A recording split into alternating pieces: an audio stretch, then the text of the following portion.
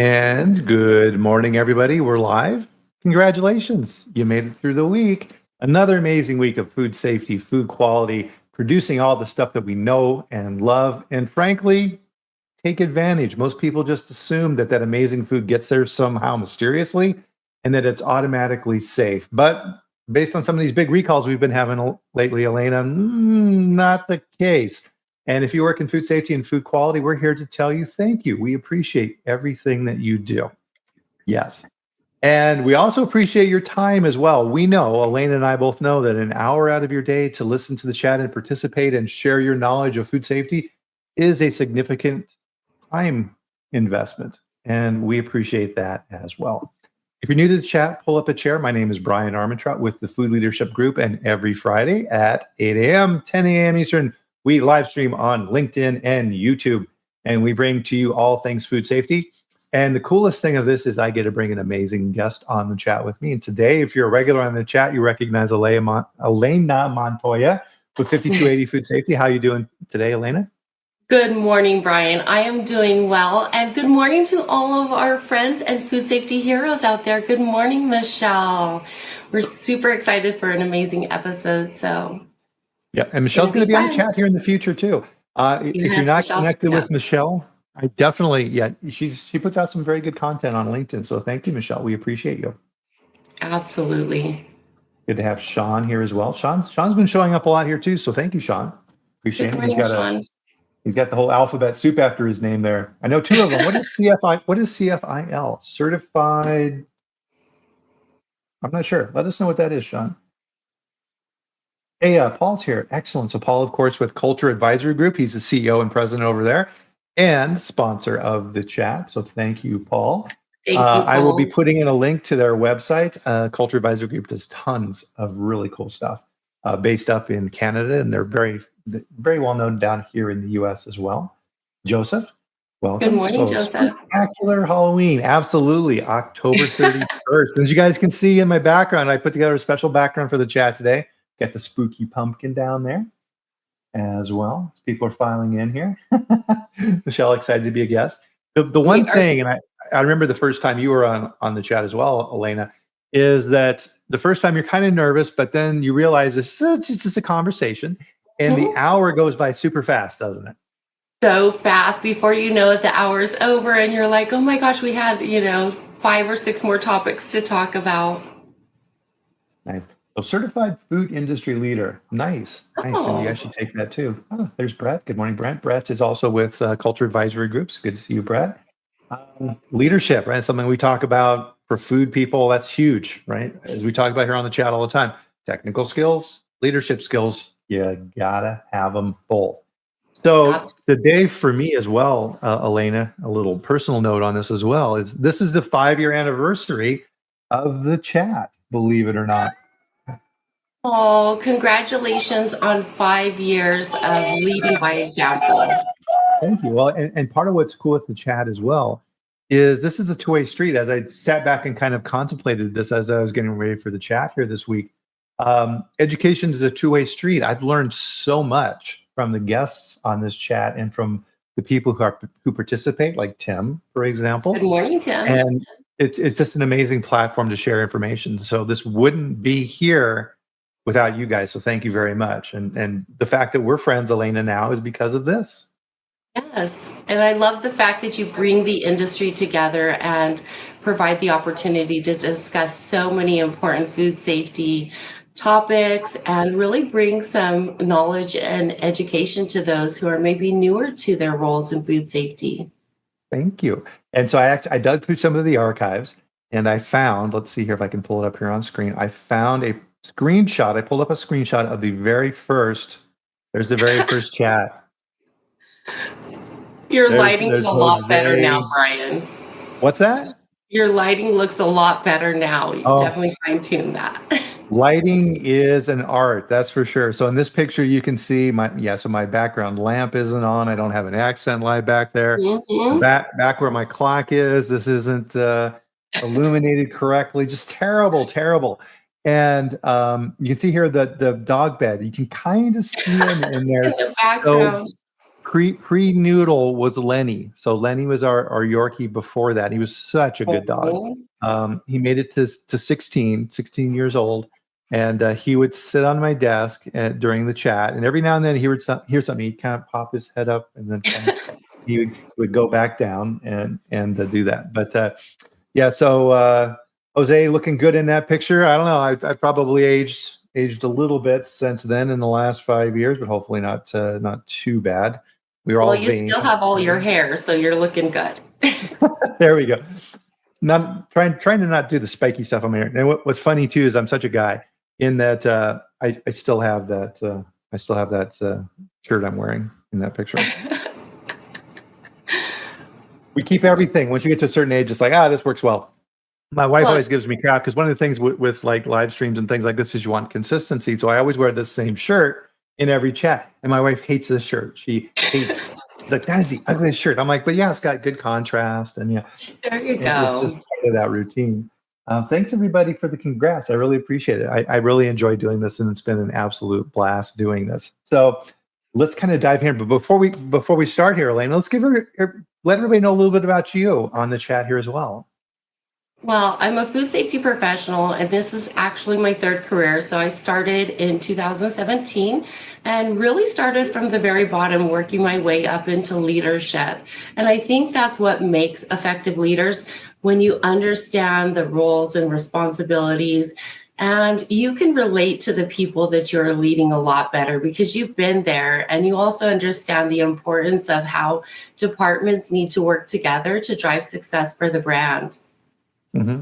That's a good point. And yeah, understanding those roles is critical. There was a really good chat here a couple of weeks ago with Dustin and John from McRae Consulting.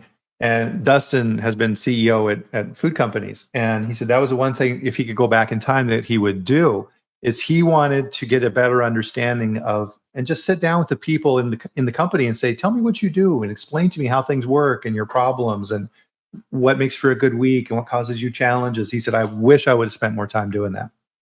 Yeah, understanding those pain points and being able to have that bird's eye view to really be able to collaborate with your team and with other department leaders to resolve those issues can be so essential. Yeah, absolutely. And so it's cool with the chat too, Elena, is we're bringing guests in from all over the world. So check. I mean, so we've got, I'm going to put your name up here because I am not going to try to say it. From Ethiopia.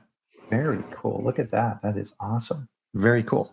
So part of this as well with our chat today, sometimes within the chat, and anybody who's been on here quite a bit knows this too, is we like to vary our topics from, senior leadership conversations to kind of what you were saying and segue into that, okay, what are the things that you need for execution? Because that's just as important. But I did not forget, before we get started, guys, please join us for a drink of your favorite beverage, coffee and tea for us here this morning. Cheers, everyone. Cheers. Very nice. That's a pretty mug. I like that. Thank you. Good morning, Megan. Nice. Megan's my continuous improvement queen. Nice. And of course, the gentleman from Ethiopia, this may be his one and only chat. We'll see if he tolerates this. Is of course Elena. My favorite part of the show. Are you ready? Are you ready for this? Everybody braced. Okay, we got a good one here for the theme here. So Elena, yes. What kind of monster is the best dancer? Frankenstein? I don't know. Good guess. But of course, it's the boogeyman. I bet you Frankenstein has a mean two-step, though. Dance. Yeah, Yeah, with the hands. So what we wanted to do today as we dive into our topic, and we got a ton to go over here, is what are some tips and tricks of what you need to be aware of in the plant? Because like it or not, if you're the quality manager in a production facility, who gets stuck with hosting all the audits, all the tours in lots of cases, all the inspections, all the customer visits. It's the quality manager, isn't it? It sure is. And you're definitely going to be the one who's held responsible, even for the other departments that are not necessarily under your control. hmm And just like everything else that you need to be doing as a quality manager, you need to have a procedure, you need to have a routine, and everybody needs to know what part they're playing within this process so that they're able to execute correctly. And I call this setting the table. Hmm. And number one, you have unannounced audits now. So somebody may be showing up, FDA, of course, they just, boop, there they are, and they're at the front door. So that mechanism of how are things being onboarded, I call this, Elena, setting the table. And this is so important.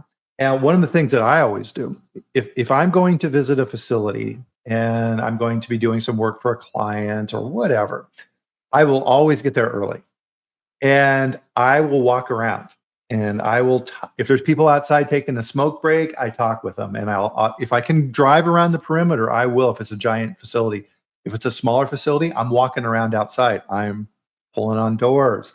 I'm looking to see where cameras are. I'm seeing how people come and go at the facility. I'm seeing if people are sitting in their cars, because a lot of times people will go out for their breaks and they'll sit in their cars and maybe have a cigarette break or eat their lunch in their Hmm. car. You'll be surprised how many people, when you pull into a lot, are just sitting in their cars. And you can get a very good perspective by doing that. So really with this whole process, it's a good exercise in shifting your focus and turning yourself around and saying, I'm going to put myself now in the eyes of a visitor. What is my initial impressions? Cliches exist for a reason, don't they? You only get a first chance to make that impression. And your plant is the same, isn't it? Absolutely. And I think having that fresh perspective of either the visitor or when you're new to a role, the eyes of an auditor. If I'm an auditor and I come into my own facility now, what am I seeing? What am I looking for? What am I not seeing? Yeah, absolutely. And so all of this is setting the table, and you need to follow. And what's good about this is once you understand the mechanism, it works for any of these types of visit, and everybody knows the scene. So when you're setting this, the first piece is, okay, I come to the plant. How do I get in? A lot Hmm. of places, I would say almost everyone now, it used to be you had someone up front who would greet visitors and say, hi, can I help you? And pretty much everybody's kind of cut that out. So now you got the keypad, or you're pushing a button, or you're banging on the door, hoping that somebody comes and answers it, which is irritating. Now you're telling me that I'm not that important of a person. How long are people having to wait? And a lot of times you're thinking, am I at the right door? You don't even know. Definitely.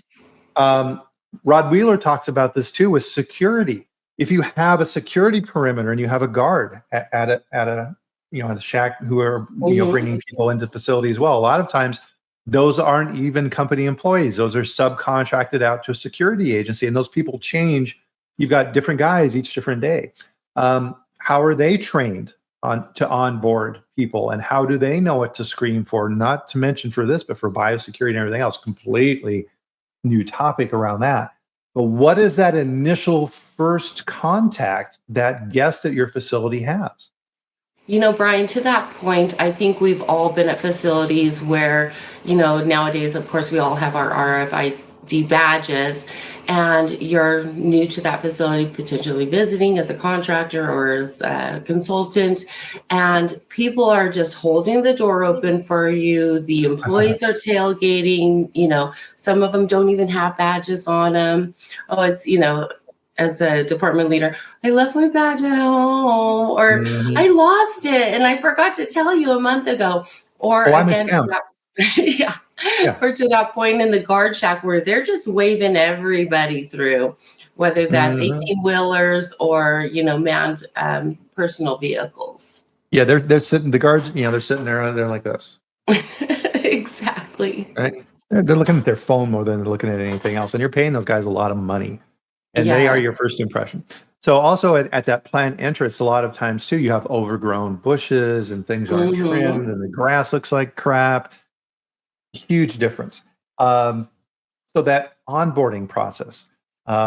So that person comes into the facility. and they're in a waiting area, and then someone comes up to meet them. The next key point in your process is that onboarding. Do you come in and say, "Oh, hey, how you doing there, Mr. Auditor? I'm glad you're here. Yeah, sign off on the visitor log, and there's a thing there with GMPs next to that. If you can kind of read through that, that would be cool." No, no, no, no, no.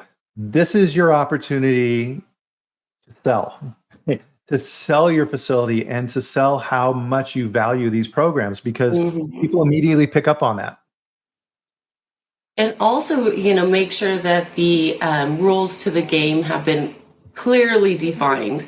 So, no flash photography, no taking of samples. You will be not wandering around unattended. You'll be escorted the entire time you're in our facility. Please let us know if you need to use the restroom. We'll be sure to guide you in that direction, not just letting them go off and use the restroom and then they start wandering around. Yes. And when it comes to auditing, and especially FDA, they are trained on how to get information. They are there to extract information. And if you let them, they will wander around and they will start conversations with people who have no idea who they are. And we'll start saying all kinds of stuff. And FDA may be like, "Well, hey, hi, who are you? What do you do here?" "Oh, yeah, I'm up here in the front receptionist." "How are things going?" "Oh, pretty good, except for last week we had a really bad quality problem." "Really? Wow, what happened?" "Oh, yeah, the power went down and we had product all over the place and it was terrible." "Really? Well, that's very interesting." Notes, notes, notes. Yes. Notes. Other important things to remember is differences between third-party auditors, customers, and regulatory agencies. FDA will sign nothing. And conversely, you should sign nothing. Of course, here's a disclaimer: talk with your company food safety attorney for their advice. I'm not an attorney. And you need to be aware of that. Now, what you can do is when FDA doesn't sign, that's fine. You can say FDA informed, Investigator Smith was informed of the requirements of this facility at entry, and you can sign your name. Another little trick that FDA does at entrance to the plant, Elena, is a lot of times you have a little clipboard with people's names. And, "Hi, I'm Billy Bob, Joe Bob, and I'm here with the local consultant at your contracting company. I'm here to fix something. I'm with the maintenance group." People leave those lists up there. I have seen FDA go through that list to see who's been in the plant before them. Also, if I'm a competitor, I'm there selling product to you, or I want to come into your facility and sell you some new sanitation chemicals or what have you, I'm looking through that list to see if my competition has been there. That's private information. A lot of facilities now have iPads where it takes your picture and prints out a little visitor badge and things like this. Remove those lists. Remove those lists every day. Don't leave those out there. But Brian, that's another important piece.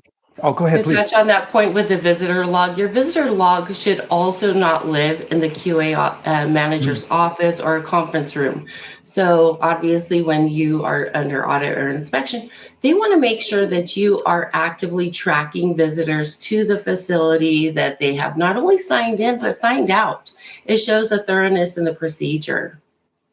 Yep. And so you need to have within that facility, so you have your onboarding process, and you did a great job of explaining this earlier, Elaine, and I'll kind of reemphasize this, which was, "Hi, Ms. Montoya, welcome to our facility. We're super glad to have you here. My name is Brian Armentrout. I'm the quality manager. It's my job and my pleasure here today to introduce you to our plant. We're super proud of what we do here. Of course, in our facilities, you can see here with the signs, we have a very strict no photography or recording policy in this facility. As an FDA representative, I want to make sure that you're aware that I am the company spokesman here. I'm authorized to talk with you. And of course, I don't have all the answers probably to all the questions that you're going to ask. But if you ask me questions, I'm more than happy to work with whoever it is that we need to work with to get you the information you need so that we can make this a very productive visit." Here's our GMPs. We're going to be going through that now as well. So I'm going to spend that time to go through that with them line by line. And also within there, how are visitors identified? So, okay, Mr. FDA inspector, in the facility, we require that you wear a lab coat at all times, no jewelry, and all these rules. All visitors wear a red hairnet. And that way, for safety reasons, we know that you're a visitor and you may not know all the rules in our facility. So make sure that you're always wearing that when you're even walking around in the other main areas of the plant. Mhm. Conversely, I've also trained my staff that anybody in a red hairnet is a visit. Everybody knows that, right? And they've Yes. been trained as well. Next step, and you alluded to this as well, Elena, you're bringing them to the conference room. And your conference room is not a broom closet. Your conference room is Yes. the showcase. This is the beautiful room with the nice table and the big TV on the wall and nice windows looking out. And to your point, a restroom that is easily accessible for the auditor, easy Wi-Fi access with the code so that they can access what they need to access, lots of outlets, refreshments. If you're smart, you have snacks. You planned ahead. You also have somebody who's going to arrange lunch so that it can be a working lunch. Never expect auditors, investigators never go out for lunch anymore. It wastes too much Never. time. All of these things are super important. Am I missing anything with the setup, Elena? Well, also in regards to the conference room, location, location, location. Mm, At almost every facility I've worked at, we have what's known as the fishbowl conference room. It has a yes. lot of windows. It's usually typically by the front door. And that is the worst location you can put an auditor or an inspector in because they are seeing your employees come and go. So they're seeing a lot of tailgating at the door, people not properly badging in. They are seeing your team members, unfortunately, walk out with their protective equipment or gear, clothing that, they're not supposed to wear outside, but of course, typically they do. So, potential for cross contamination, just a number of issues. So, again, location, location, location. That's a really good point. So if you have that overlook, and it's nice, it's convenient. You can show the plant, and the CEO can show people and be proud of what's going on in the facility. But if FDA can stand in that window and essentially audit everything that's taking place on the floor, all they need to do is see one careless move where a product falls off a line and the worker goes, oops, and picks something off the floor. Done. You're done. Yes. Um, that sets the whole stage. So if you do have a fishbowl type conference room like that, do like you have behind you, Elena, have a way to block off that view because you don't necessarily want them to see everything. You Not until control you're the ready. situation. You control the environment. They don't. Make sure that it works to your advantage. So let's see what else we got in that area, right? We talked about some of the special regulatory walkouts. Also, you need to have a background system in place as well. So when FDA comes and like my opening spiel with all that type of stuff, somebody else needs to be behind the scenes supporting you. So Mhm. so somebody notifies me. I'm the designated contact. I'm contacting you, Elena, and saying, "Hey, Elena, FDA is at the door. I'm going to go meet them. Let everybody know." And that's shorthand, and you know what to do. So you're calling the plant manager. You're calling all the department managers. You're calling corporate. You're calling the corporate lawyer. You're calling all the support people at corporate. Everybody is marshaling behind the scenes to make sure that everybody is ready to go and get what that auditor needs. Well, and or two things that I found very helpful in my previous experience is one, at one of the facilities I worked at, we had a PA announcement, and this went for any auditor or inspector. John Elway's in the building. Ah. And that alerted the entire floor staff that get it together, straighten up, be on your best behavior. So that was really helpful, because then again, everybody is properly informed. And then the second thing, when you're performing those internal mock audits, you should Mhm. have already an existing management supervisor text thread.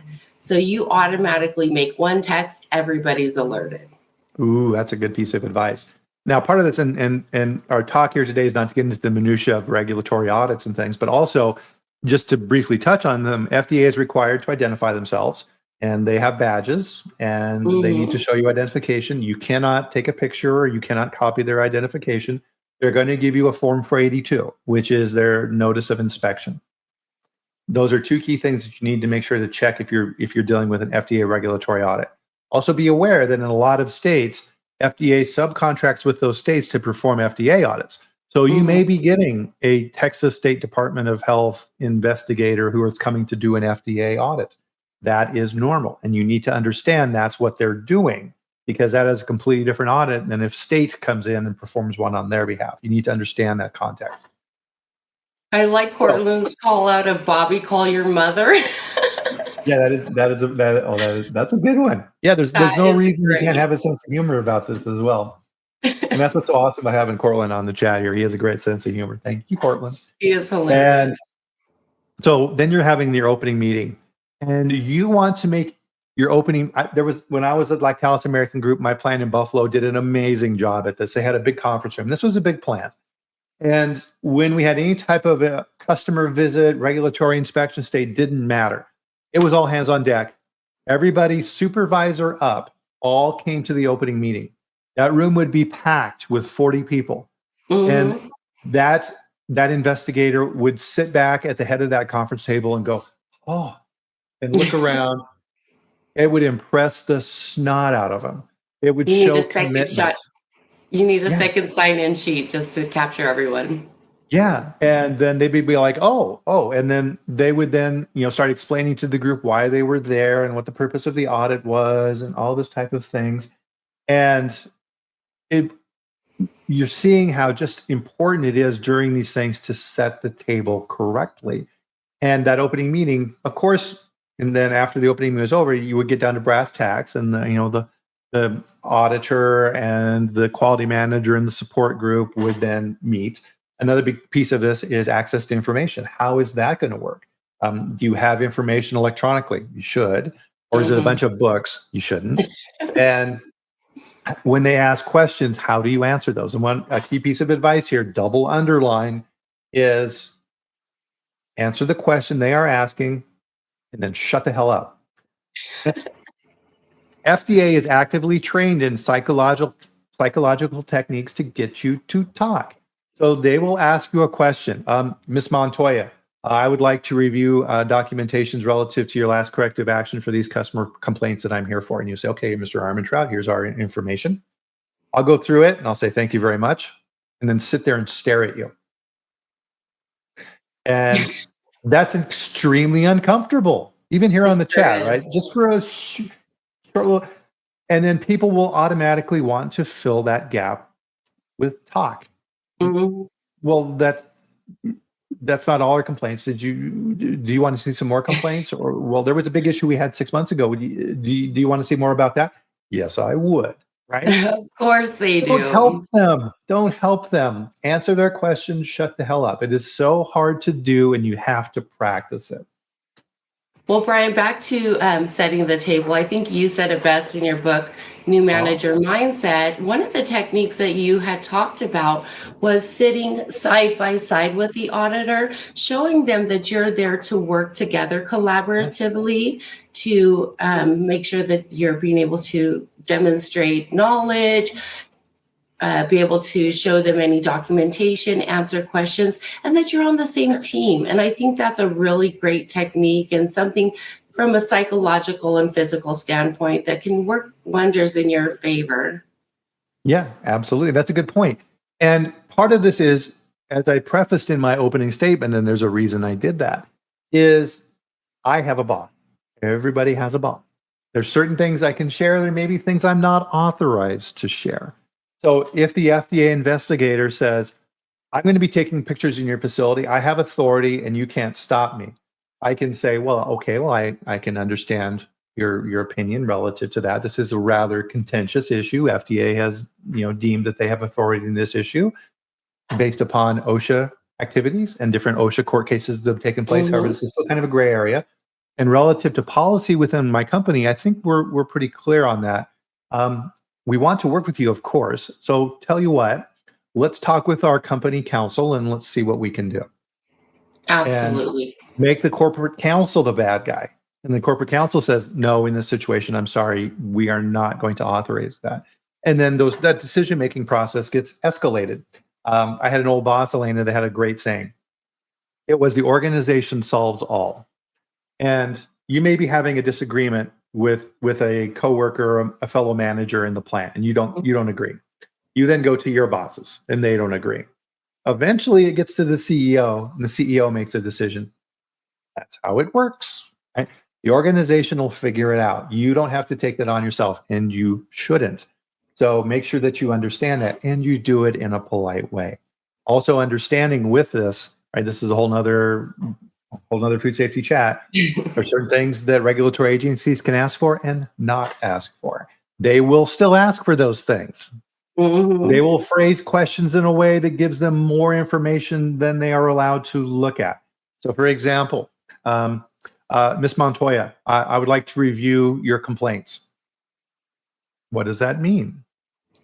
My first question is, for what time period? Yes, or related to safety, food safety, quality. Yeah, you need to understand what I refer to the rules of the game. FDA has statutory regulatory authority under the Food, Drug, and Cosmetic Act for reviewing systems relevant to food safety, not food quality, not operations, food safety. FDA has complete access and can make copies of, if they request, all of your food safety complaints. Does that mean you need to show them your complaints for damage on a pallet of product that went to Kroger? No. So you need to segregate that and always have in your mind what FDA is asking and what the limitations are. Again, this emphasizes our talk here for today. You need to practice this and you need to understand this. As there was a comment I saw earlier from Sean. If you let them, they will run it. Your job is to control and manage and lead the visit, not them. They are the guests. Don't let them take over. I think Michelle also made a great point of doing those mock inspection visits. So just as much as you should be doing mock recalls, mock audits, mock inspections, especially for a lot of companies, you'll have turnover, people that are new to roles. Sometimes they're new to food safety in general, so they don't understand the role that they need to play when an auditor or an inspector is on site. Yep. That's a good point. And I'll add a little bit to that as well. So one of the things I would always figure out, especially with I was dealing with regulatory agencies, is what is the level of experience of the person I'm talking with? If they're fresh out of college and they just started with FDA and this is one of their very first inspections of a facility, I could have an issue because it's going to go one of two ways. Either they're going to defer to me and understand that I have a lot more knowledge than they do, which is great. I can help them learn and I want to help them learn. Or they're going to say, oh, well, according to 21 CFR 117 subpart G, GMPs, paragraph line 7, you're not in compliance with this. I think I need to shut your facility down. Whoa, right? No, you don't. Right? They'll take the wording in there literally, and they don't understand the context. And you need to get a really quick grasp on that. And this is where having experience in this area becomes very important. Well, and involving that senior leadership from corporate to make sure that they're not moving beyond the lines of their definition for inspection or audit. Right. And again, this goes back to the support staff side of things. So if I'm the quality manager, it should not be me and the FDA investigator sitting in the room alone. Right? There needs to be support people there. There needs to be people who can get information for me. Ideally, you have other people on the line at corporate, maybe a lawyer in that situation. Although you don't want to pull that card out unless you need it.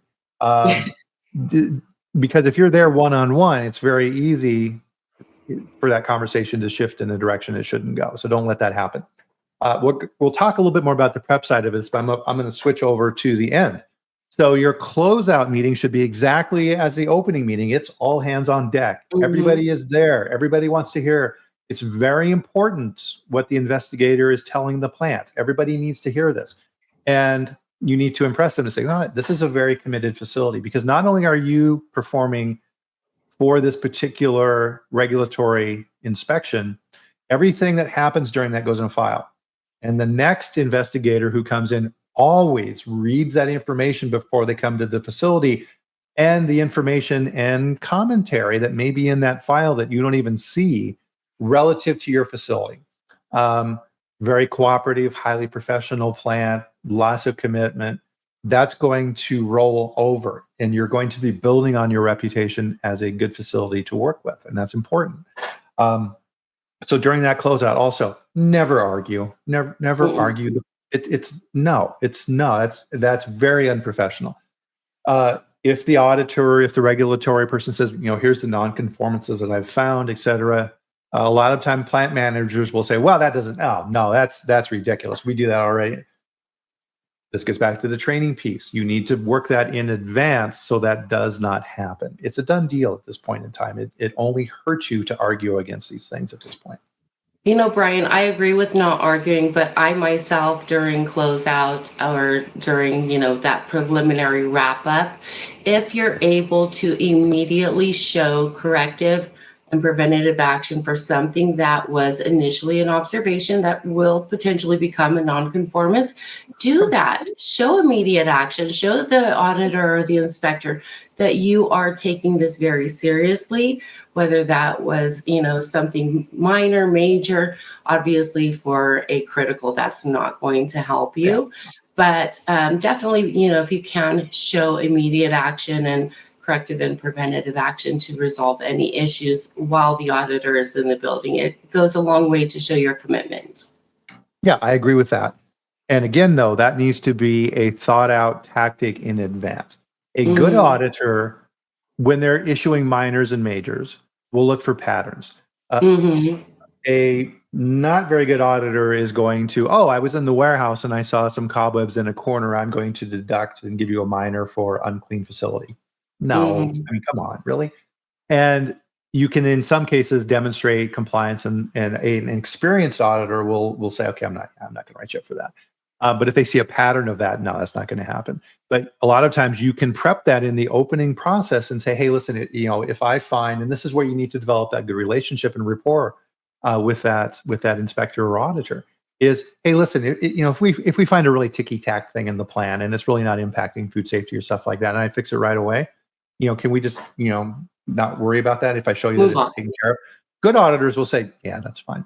But if they say it 2 or 3 times, nope, that ain't coming off. That's a pattern. Yeah. They're looking for patterns. And those auditors will definitely, give you that heads up. We are looking for patterns and repeated observations, under that same type of nonconformance. Yep. Good advice here from Cortland. We'll pop this up here. FDA Zilla is a site where you can, this is a subscription site. And good point to remember here. Thank you, Cortland, is auditors are people. Everybody has their hot buttons. Everybody has the things they like to look at. This is the same for regulatory bodies as well. So you need to be aware of those.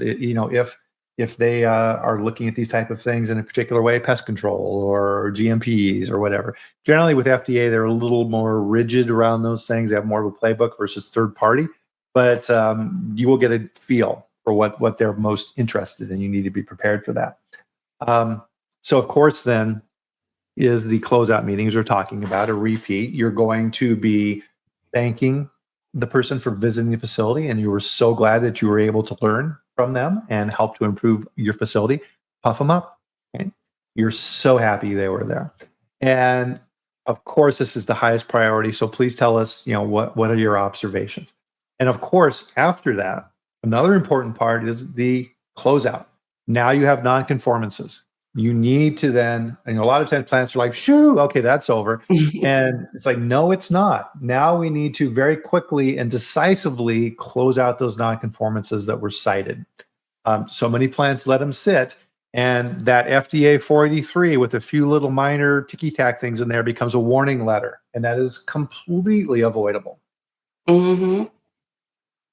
Absolutely. You do not want your 483 to become a warning letter. No, definitely being shamed into compliance is not good food safety culture. Yep. So as Sean says here, very good statement here as well, Sean. Thank you, sir. It's more of a discussion, right? and you want to do that. And this is where learning skills outside of what we would traditionally consider technical quality skills is so important. Learn negotiating skills. Guess what? Everybody negotiates. You want to see a master negotiator? Talk with a 5-year-old who wants the candy at the grocery store. Learn from them. We're all negotiating. We're all involved in these type of activities. It's a skill set that you have to have. So part of this, and I definitely wanted to save some time for this as well, because you came up with some really good information here, Elaine, and thank you for doing the work on this, is preparation for an audit. Number one, you should always be audit ready. That's what you should be doing. It's Mhm. BS that companies think that you can just put on this fake show and get through audits. It doesn't work. You need to be And doing this all the time. auditors will see through that as well. Yeah, yeah, definitely. So preparing for an unannounced audit, what's one of the first things that you do? Well, Brian, for whatever reason, every time I am taking on a new role, I Mhm. always get the delightful news that, oh, and by the way, we're going to have an audit in 3 weeks. For whatever Mhm. reason, it always ends up with this 3 week period. It Okay. is my luck of the draw.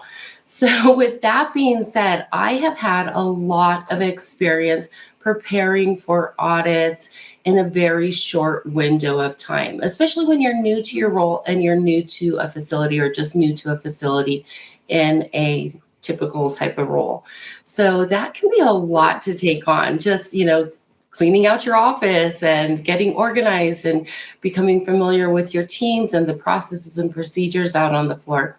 So the first thing that I like to do is I like to request, obviously, the previous audit reports and paying special attention to those non-conformances. Yeah. It gives me that bird's eye view of where is this facility falling short. I read through every single one of those non-conformances along with the entire audit report because a lot of those details won't be listed in the non-conformances. They might just kind of be cited as general observations, but those general observations can quickly become a non-conformance. So Uh-huh. making sure that I am reading through also the CAPA log.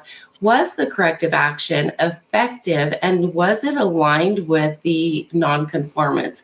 And then going out to the floor and making sure, ensuring that those are still closed out. There have been a number of times where I have had to write additional CAPA to cover previous CAPA that was written for nonconformances or observations that the facility had been cited with in the past.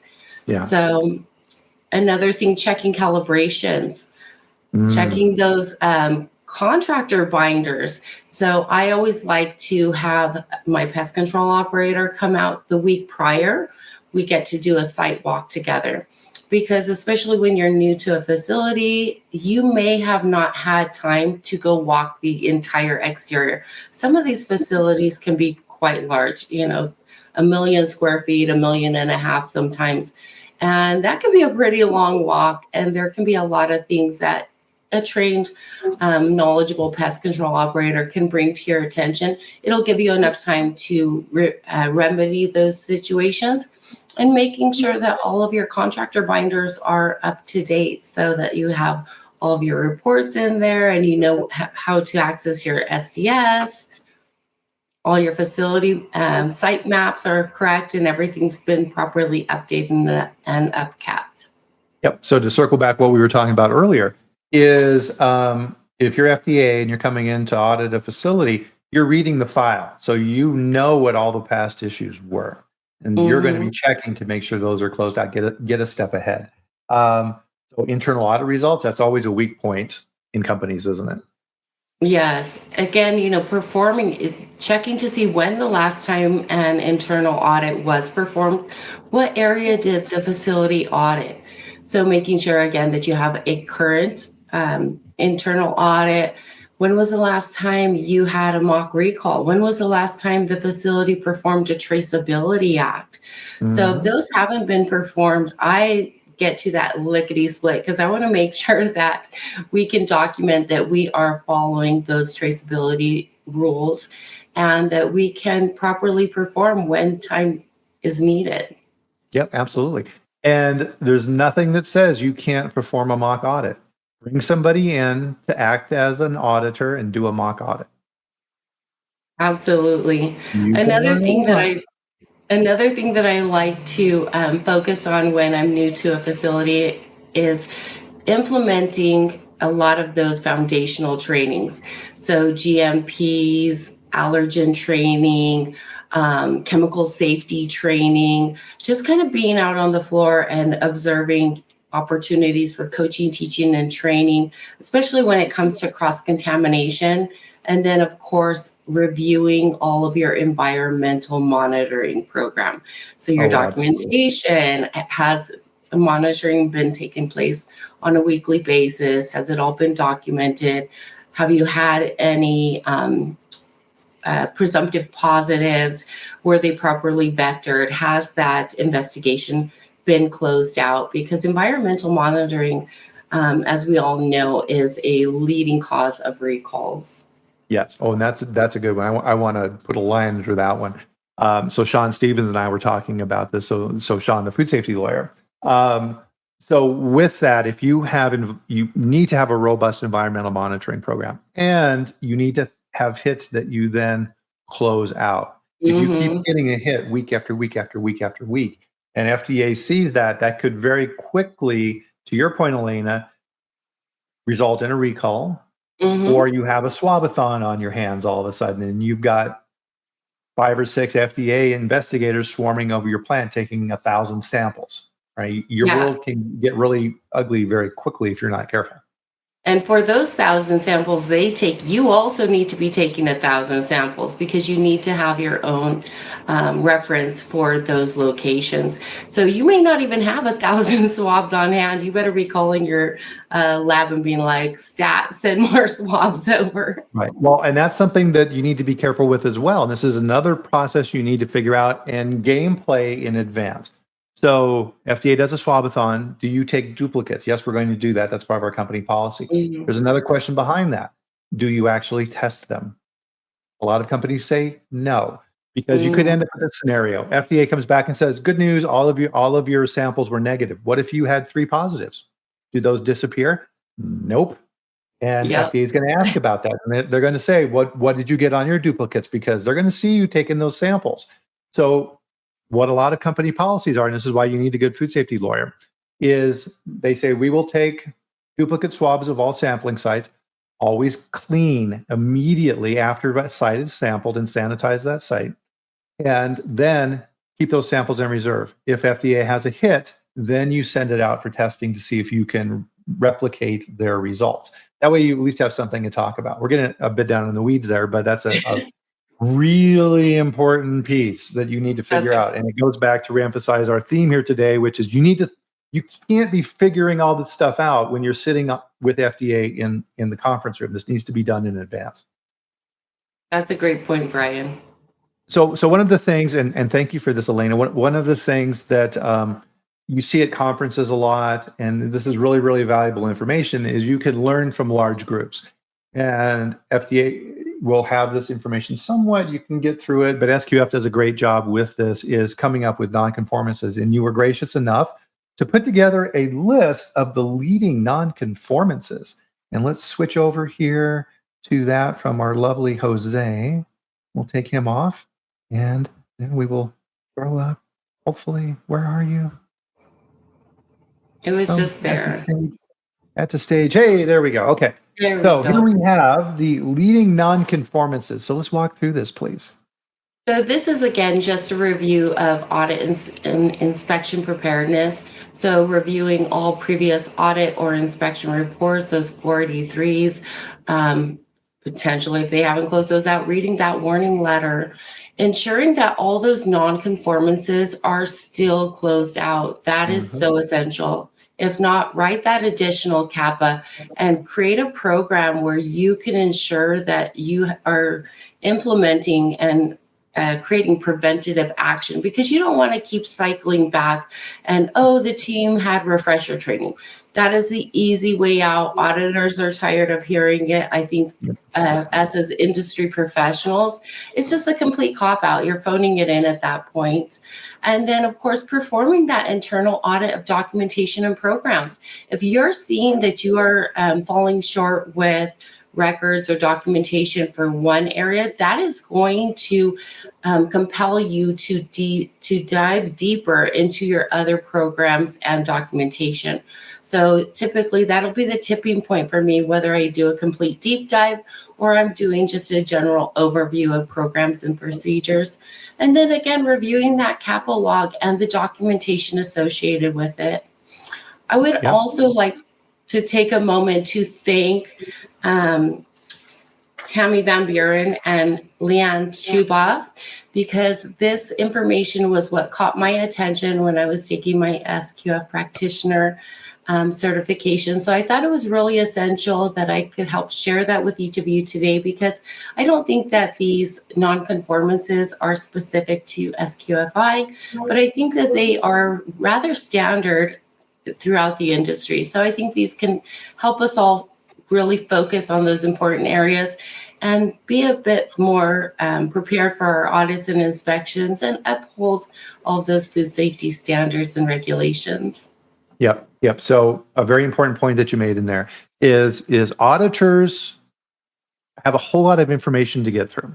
And if they ask you a question and you have good answers and you have backup information and you're able to quickly and efficiently answer what they're looking for, you're going to give them a high level of confidence that the rest of it's working well too. If you stumble through answers, if you give them incomplete information and you're going, I think there's some stuff on this form and there's a little bit more that I think gets what you're right, and you're running around like a chicken with your head cut off, they're going, these people don't know what they're doing. Every good auditor then will say, I need to dig deeper.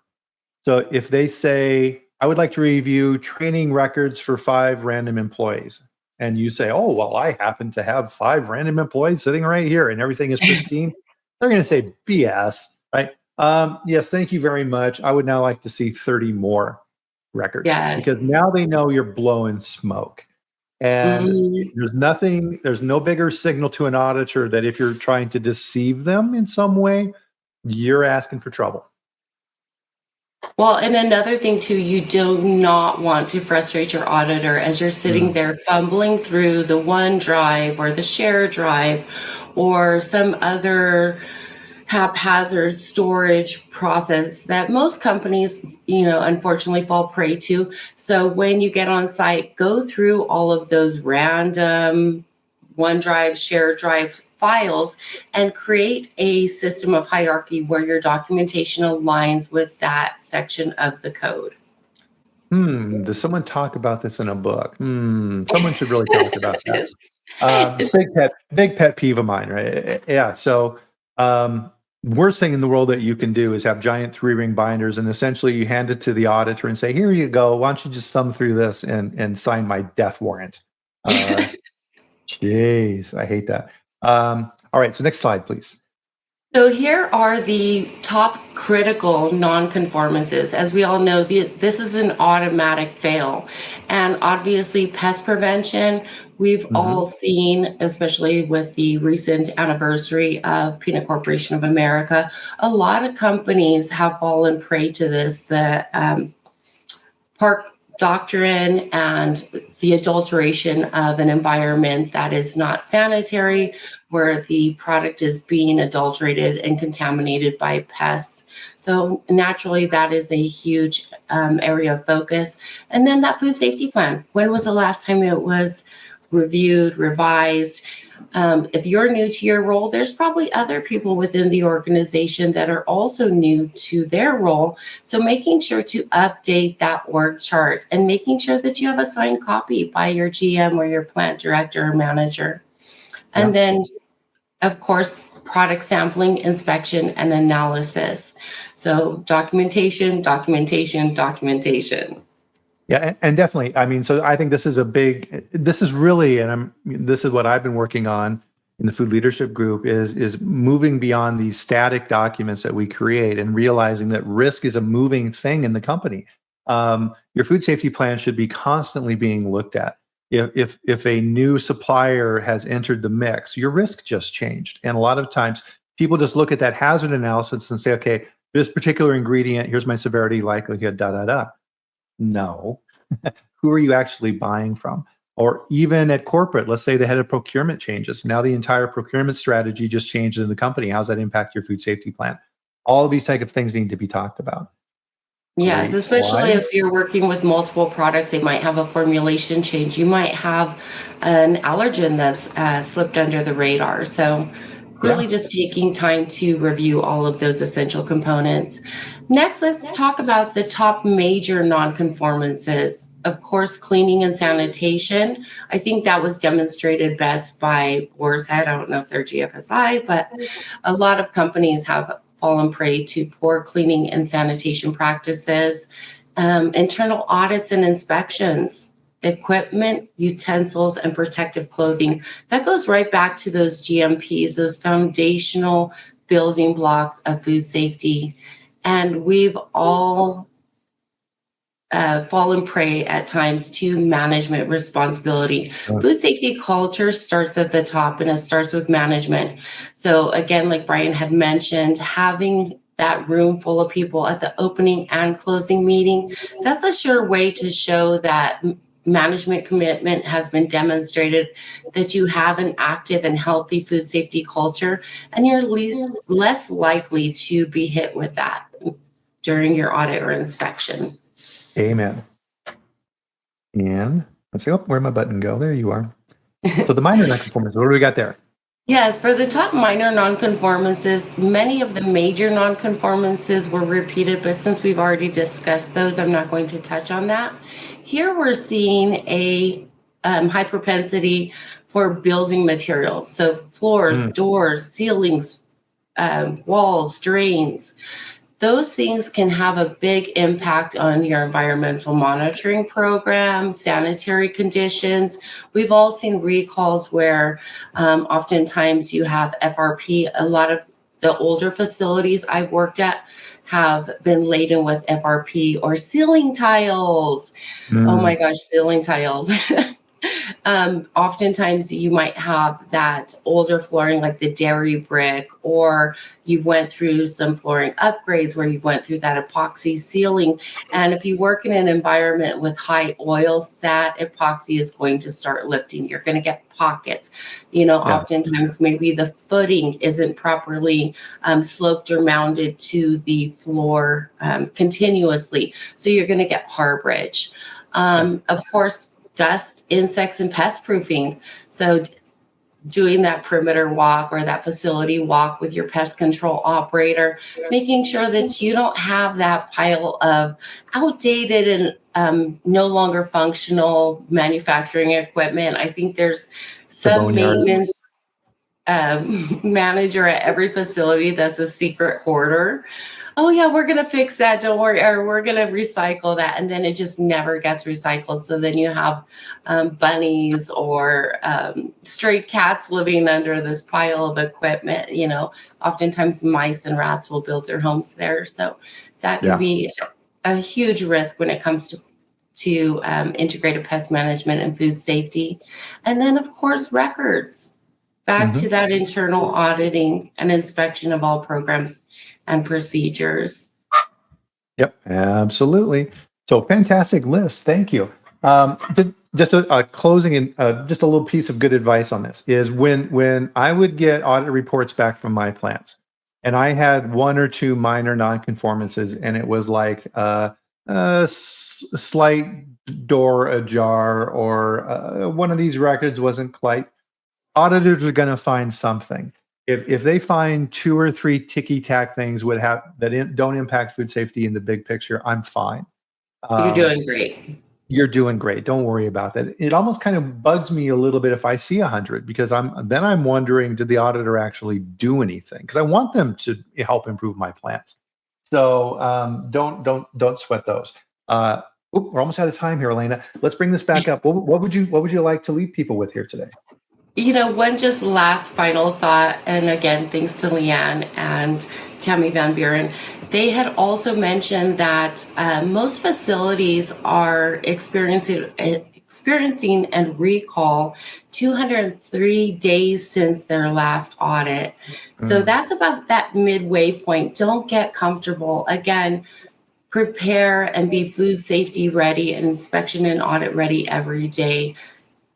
Complacency is nowhere near compliance. So stay on your toes, be ready, and make sure that we're prioritizing food safety and food safety culture. Well said. So there's no such thing as luck. Luck is preparation and opportunity, right? So fortune favors the vigilant. You're getting good results in your audits because you're prepared, not because you're lucky. And with that as well, part of that is, and I want to thank again my sponsor, Culture Advisory Group. Part of Thank that is you. getting out there and preparing. And there's some amazing experts at Culture Advisory Group who can help you and help you look at your facility. And as I talk about corporate, to make sure that you are addressing those risks within your company and getting an understanding of those, because you have to see the problem in order to fix it. So fantastic chat, Elena. Thank you very much for being here on this Halloween. I appreciate it. Thank you, Brian, for having me. And thank you to our amazing friends and food safety heroes, everybody that attended today. This is like our home base of the most proactive professionals. So we love you all. Thank you. Oh, absolutely. Just amazing. So I've gotten in the habit of, I read through every comment as we're going here. I would love to pull everything up on the screen all the time, but it generally doesn't work just from a flow standpoint. But thank you, everybody. Fantastic content. So another fantastic week of food safety. Everybody get out there, enjoy your weekend. Go out. I always love this time of year, like the little kids in their costumes and things like that. So hopefully we'll get some trick-or-treaters at my house. Generally we don't, though, which is kind of a bummer. I wish we did. Aw. But no trick-or-treaters. So hopefully, fingers crossed. But anyway, we'll do it all again next week, guys. Food safety never stops. And of course, we'll see you back here next Friday at the same time, 8 a.m. Mountain Time, 10 a.m. Eastern on LinkedIn and YouTube, where I'll bring another amazing guest like Elena onto the show and we'll have another conversation. And food safety will get a little bit better because of you. So thanks a lot, everybody. See you then. Thanks, Elena. Thanks, Brian. Bye, everyone.